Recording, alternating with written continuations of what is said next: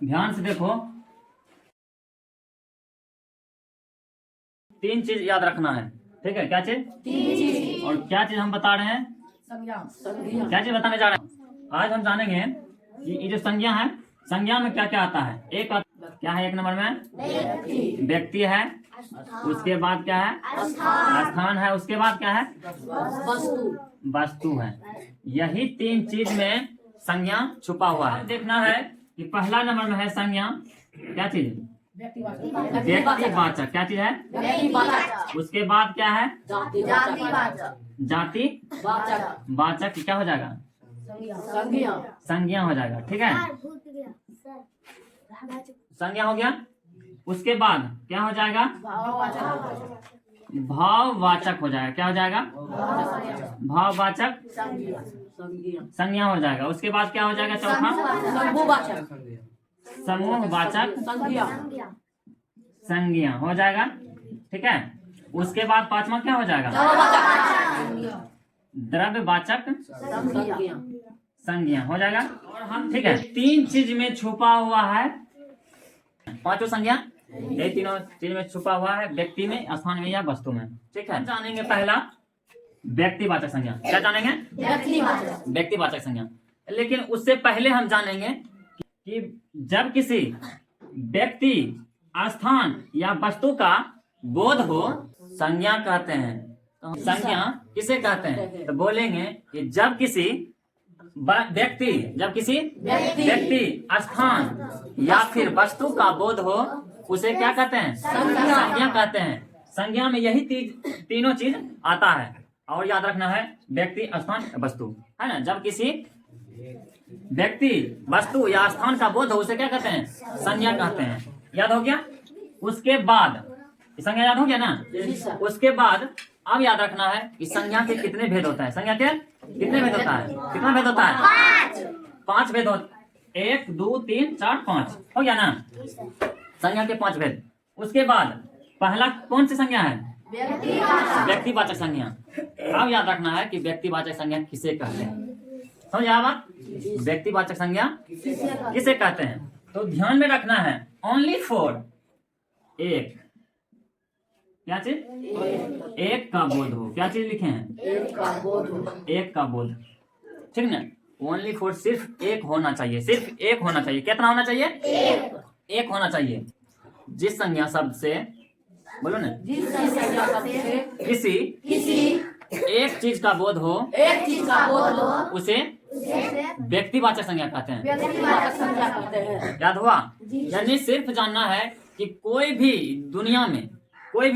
इस दुनिया में कुछ भी चीज अगर एक हो तो उसे क्या कहते हैं? क्या कहते हैं? व्यक्तिवाचक संज्ञा। आप समझ में आया कि इस दुनिया में या इस धरती पर ताजमहल कितना है? बोलो ने, एक ही है। तो क्या चीज आ गया? व्यक्तिवाचक संज्ञा। बात समझ में आया? अब ध्यान तुम दौड़ाओ, दिमाग दौड़ाओ। जो हम पूछेंगे तो तुम दिमाग दौड़ाएगा, ठीक है? बिहार कौन सी संज्ञा है? बोलो। दिल्ली कौन सी संज्ञा है? पटना कौन सी संज्ञा है? दिल्ली, पटना, बिहार, भारत, ये सब क्या, कितना चीज है? मात्र एक ही चीज है। एक ही चीज मतलब एक है। भारत कोई दूसरा फिर अदर कंट्री नहीं है। भारत जो अपना देश है, इसके अलावा और कोई भारत देश है क्या? नहीं ना। दिल्ली जो है, भारत में जो दिल्ली है, वो दिल्ली और कहीं है क्या? नहीं है। तो वो क्या चीज में आ गया? व्यक्तिवाचक संज्ञा में आ गया। उसके बाद जाति में जाएंगे। क्या चीज जाएंगे? जाति में। तो जाति में, अच्छा अब बताओ कि एक से क्या लिखेंगे? अधिक। एक से अधिक। तो वो क्या चीज में आ जाएगा? एक से अधिक अगर होगा तो वो क्या चीज में आएगा? जातिवाचक संज्ञा में, ठीक है? समझ गया ना? लिखेंगे कि जिस संज्ञा शब्द से किसी संपूर्ण जाति का बोध हो, उसे क्या कहते हैं? जातिवाचक संज्ञा कहते हैं। समझ में आया बात? जिस संज्ञा शब्द से किसी संपूर्ण जाति का बोध हो, उसे जातिवाचक संज्ञा कहते हैं। या फिर जिस संज्ञा शब्द से किसी भी चीज का एक से अधिक का बोध हो उसे जातिवाचक संज्ञा कहते हैं। अब देखो, जैसे कि मान लो कि हम लिखें व्यक्ति, क्या लिखें? व्यक्ति यानी कि आदमी जो होता है, जिसको बोलते हैं ना आदमी या व्यक्ति, तो वो कौन सी संज्ञा में आएगा? बोलो ने, जातिवाचक संज्ञा में। क्योंकि आदमी एगो नहीं है, आदमी क्या चीज है? बहुत सारा है ना। या फिर हम लेंगे गाय, तो गाय कौन सी संज्ञा होगा? जातिवाचक संज्ञा। लेंगे बछड़ा, कौन सी संज्ञा है? जातिवाचक संज्ञा है। बैल कौन सी संज्ञा है? जातिवाचक संज्ञा। समझ में आया बात? आ गया ना समझ में? और कोई दिक्कत? हाँ, एक एक पॉइंट को ध्यान में रखना है। उसके बाद क्या लिखेंगे? किसान क्या चीज है? भाववाचक संज्ञा। अच्छा, भाव किसको कहते हैं? भाव से, जैसे भाव बोलते हैं तो भाव से पता चलता है भाव है। अच्छा, नहीं पता है, एक एग्जांपल देते हैं। मान लो कि कोई एक व्यक्ति है, ठीक है, व्यक्ति है, उसको अगर मान लो जैसे कि व्यक्ति है और वो बूढ़ा हो गया है, बूढ़ा व्यक्ति हो गया, या फिर बच्चा भी है ना, तो जैसे बच्चा है या बूढ़ा है, तो क्या है कि बूढ़ा के पास जाता है ना, तो बहुत पहले पहले का कहानी सुनाता है ना, अपना बचपन का, या तो ये सब अपने अंदर को भाव को निकलता है, विचार को निकलता है, समझ गया ना? या फिर मान लो कि जैसे कि एक मान लो कि चीनी लिए, क्या लिए? चीनी लिए, तो चीनी को जैसे हम खाएं तो खाने के बाद हमको क्या पता चलता है?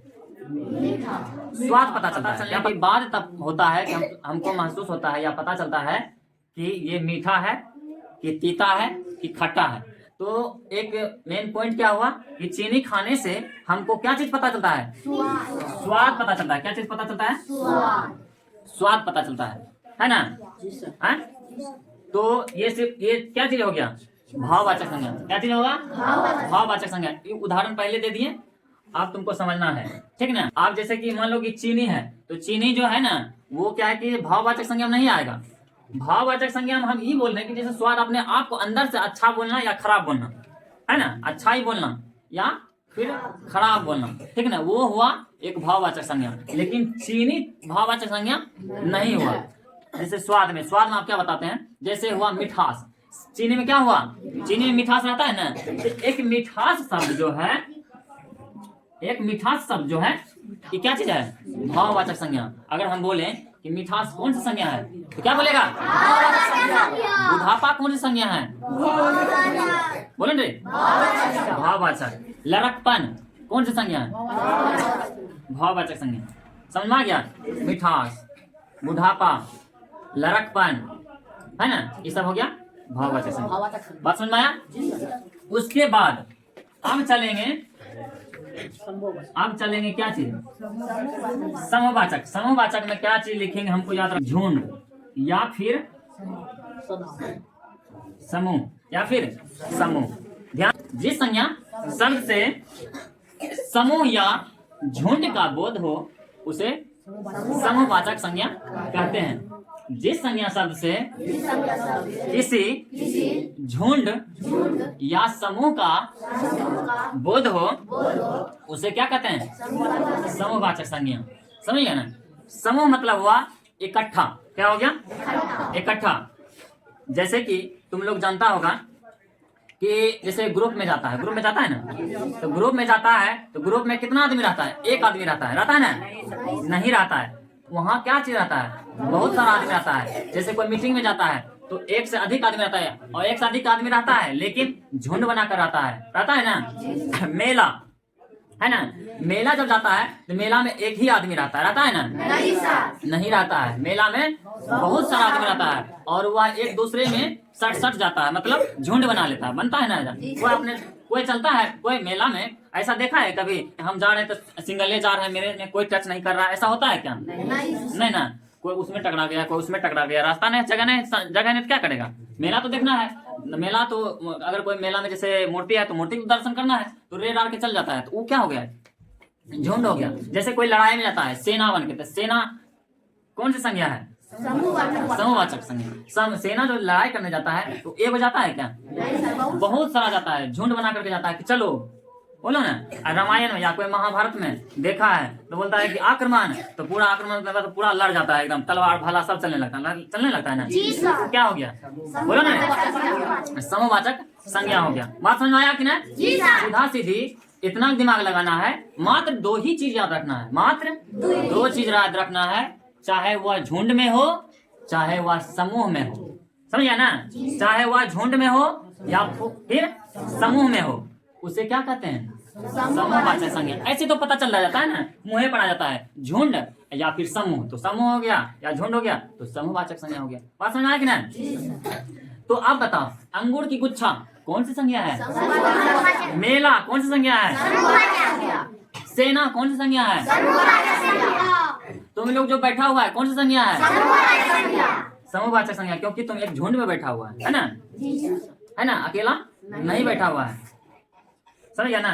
लीची का गुच्छा समूहवाचक संज्ञा हो ना, लगता है समझ में आ गया।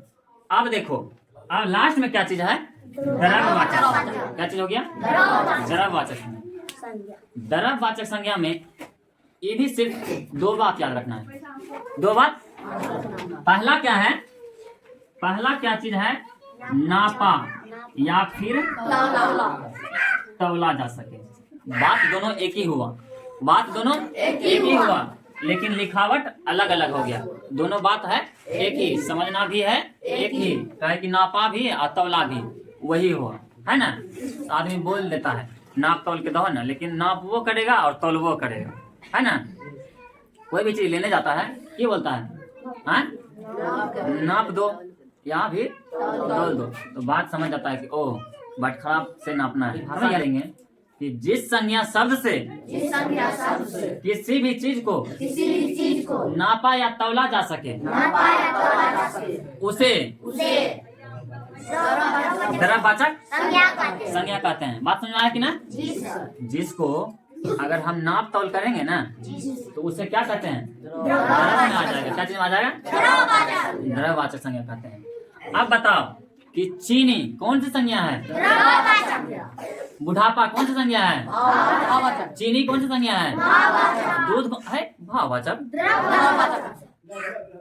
ऐसे मेरी बातों को ध्यान देना या फिर रखना कि जब एक का बोध हो, यानी सिर्फ एक का बोध हो, तो उसे व्यक्तिवाचक संज्ञा कहते हैं। उसके बाद जब एक से, दूसरा नंबर में जाएंगे, जब एक से अधिक का बोध हो तो उसे जातिवाचक संज्ञा कहते हैं, जैसे बैल, गाय, व्यक्ति। उसके बाद जब अपने आप को कोई भी व्यक्ति अपने आप को अंदर की बात बतावे, भाव को, विचार को, तो उसे क्या कहते हैं? भाववाचक संज्ञा। उसके बाद किसी भी चीज का झुंड हो या फिर गुच्छा हो उसे क्या कहते हैं? समूहवाचक संज्ञा। तौला जाए उसे क्या कहते हैं? द्रव्यवाचक संज्ञा। अब क्या करना है? 5 बात समझ में आया कि ना? आ गया। तो अब बताओ, सिर्फ जवाब देगा कि बुढ़ापा कौन सी संज्ञा है? तेजी बुढ़ापा कौन सी संज्ञा है? आदमी कौन सी संज्ञा है? यानी एक व्यक्ति नहीं है, बहुत सारा व्यक्ति है। क्या हो गया? जातिवाचक संज्ञा, है ना। तेल कौन सी संज्ञा है? द्रव्यवाचक संज्ञा। चावल कौन सी संज्ञा है? गाय कौन सी संज्ञा है? जातिवाचक संज्ञा। लड़कपन कौन सी संज्ञा है? हाँ, भाववाचक संज्ञा। मिठास कौन सी संज्ञा है? ठीक। उसके बाद बताओ, महात्मा गांधी कौन सी संज्ञा है? हाँ, क्योंकि महात्मा गांधी एक ही है। भीमराव अम्बेडकर व्यक्तिवाचक संज्ञा, है ना। ताजमहल व्यक्तिवाचक